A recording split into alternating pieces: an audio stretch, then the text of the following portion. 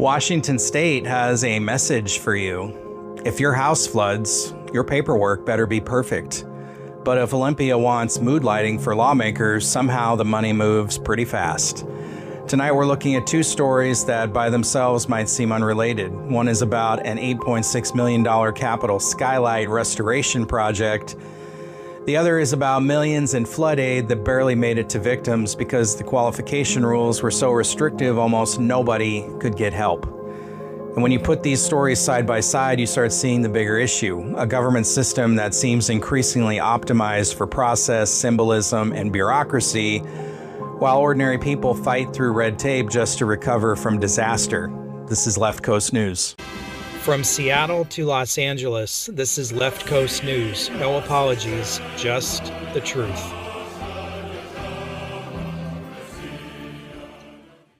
Welcome back to Left Coast News, where we break down the policies, politics, and public accountability issues shaping Washington, Oregon, and California. Tonight's episode isn't really about skylights, and it isn't just about flood relief. It's about priorities. It's about trust. And it's about why so many people across the West Coast increasingly believe government has become extremely efficient at collecting money and painfully inefficient at getting help back to the people paying for it. The Capital Skylight Project. Let's start in Olympia. Washington State is moving forward with an $8.6 million restoration project to bring natural light back into the House and Senate chambers inside the Capitol Legislative Building. Now, to be fair, there's legitimate history here. The building was completed in 1928 and originally featured massive skylights above the legislative chambers. Those skylights were removed in the 1970s because of seismic concerns. Since then, lawmakers have operated entirely under artificial lighting. Oh, boo-hoo. State officials say this restoration project is about historic preservation ahead of the Capitol's centennial in 2028. And technically, this isn't just installing windows. The project includes seismic and safety compliance upgrades, fire alert modernization, a new AV system, acoustic modifications, energy-efficient LED replacements, and specialized glazing systems designed to meet modern code requirements.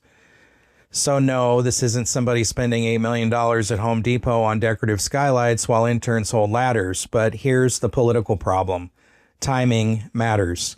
Because while Olympia is talking about restoring ambient daylight and historic elegance, many Washington residents are dealing with rising utility costs, record fuel prices, public safety staffing shortages, strained emergency systems, transportation funding fights, and flood recovery issues that are still unresolved months later.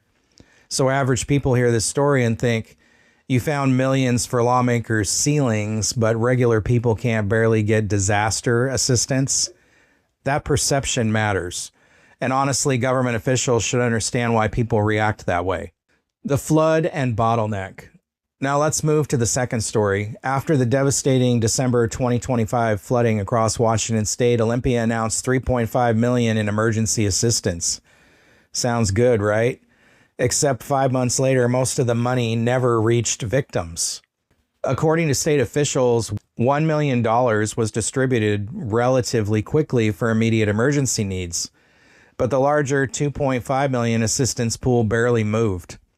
As of last week, only about $175,000 had actually gone out the door. That's roughly 7%. Meanwhile, thousands of homes were damaged, and this is where the bureaucracy kicks in. To qualify for state assistance, you had to survive a near-perfect gauntlet of requirements. Your home had to be classified as destroyed or majorly damaged. You had to live in one of a handful of approved counties. Your income had to fall below 80% of area median income. Insurance coverage complicated eligibility, and overlapping FEMA rules froze parts of the assistance process entirely.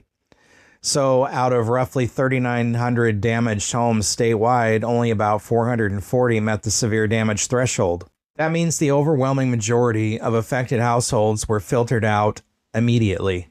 And this is where people get angry, because government officials constantly talk about fraud prevention when restricting aid to ordinary residents.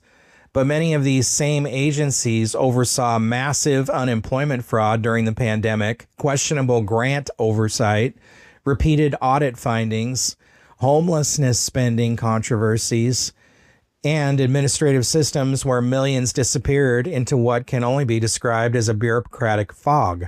So from the public's perspective, the standards look wildly inconsistent. Flood victims, every document scrutinized. Other programs, oops, we lost track of several $100 million. Anyway, please continue paying taxes. That inconsistency destroys trust. The real issue is prioritization. Now let's be intellectually honest here. Fraud controls matter. Governments absolutely should verify claims before distributing taxpayer money. And FEMA duplication rules are real legal issues. States cannot simply duplicate federal payouts for the same damages. That's true. But there's also a difference between accountability and paralysis. And increasingly, many government systems across the West Coast appear designed more around administrative risk avoidance than actual responsiveness. That's the core frustration people are feeling. A family with flood damage doesn't care about bureaucratic turf wars between state and federal reimbursement categories.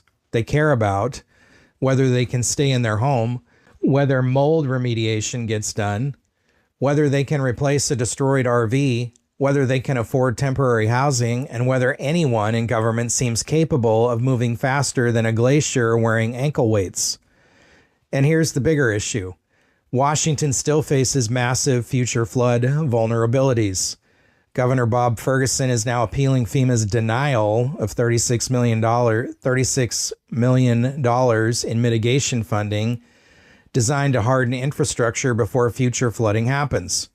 That may actually be the most important part of this entire story, because if levees, drainage systems, and vulnerable infrastructure don't get fixed, taxpayers are going to repeat this exact cycle again. Flooding, emergency declarations, damaged roads, destroyed homes, federal aid, state aid, political finger pointing, and massive repair costs over and over. At the end of the day, this isn't really about whether skylights are good or bad.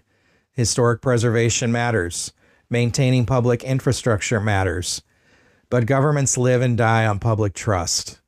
And when people see millions spent restoring the atmosphere inside legislative chambers, while flood victims struggle to navigate bureaucratic obstacle courses for basic recovery assistance, it creates a perception that Olympia is increasingly disconnected from the daily reality of ordinary residents. That perception may not always be entirely fair, but it exists for a reason. And unless governments start demonstrating that responsiveness matters just as much as process, that trust gap is only going to keep widening. Because most people don't expect perfection from government. They just expect consistency. And right now, a lot of Washington residents feel like consistency is the one thing missing from the system. If you want real accountability in Washington State, you cannot sit on the sidelines while decisions get made for you. Share this episode everywhere. Push these stories out because legacy media attention spans last about 12 minutes before they move on to the next outrage cycle.